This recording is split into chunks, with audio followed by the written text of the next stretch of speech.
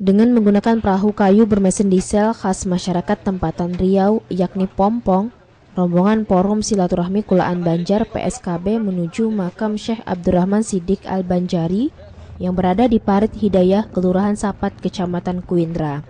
Perjalanan menyusuri sungai ini ditempuh lebih kurang 1 jam dari kota Tembilahan, Kabupaten Indragiri Hilir.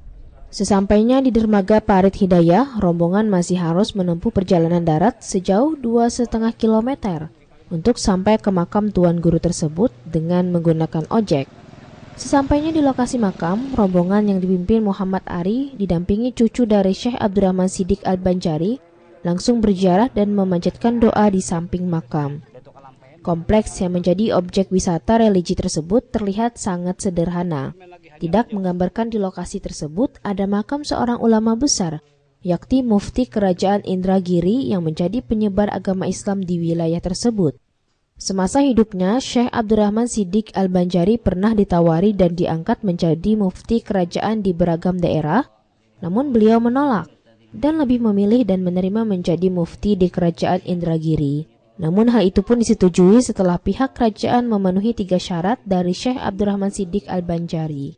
Akhirnya beliau sampai ke Riau, tepatnya di Indragiri waktu itu, ditawari beliau menjadi mufti. Akhirnya beliau menyetujui, tapi dengan syarat. Pertama, saya jangan digaji.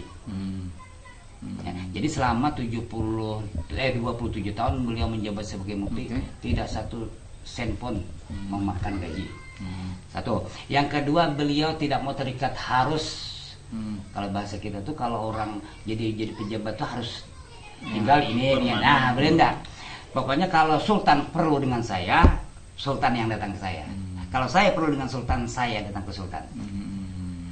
Itu syaratnya. Yang ketiga, izinkan saya untuk membuka lahan perkebunan. Akhirnya diizinkan oleh sama sultan. Menurut cerita, Syekh Abdurrahman Siddiq Al-Banjari pada awalnya beliau menuntut ilmu ke Padang, Sumatera Barat, setelah menyelesaikan pendidikan di Padang tahun 1882. Dirinya yang haus akan ilmu tersebut segera pergi ke kota Makkah pada tahun 1887.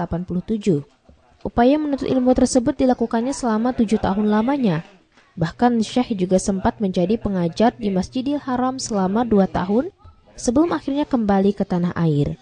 Dari Kepulauan Riau, Hasan Sanusi melaporkan untuk Banjar TV.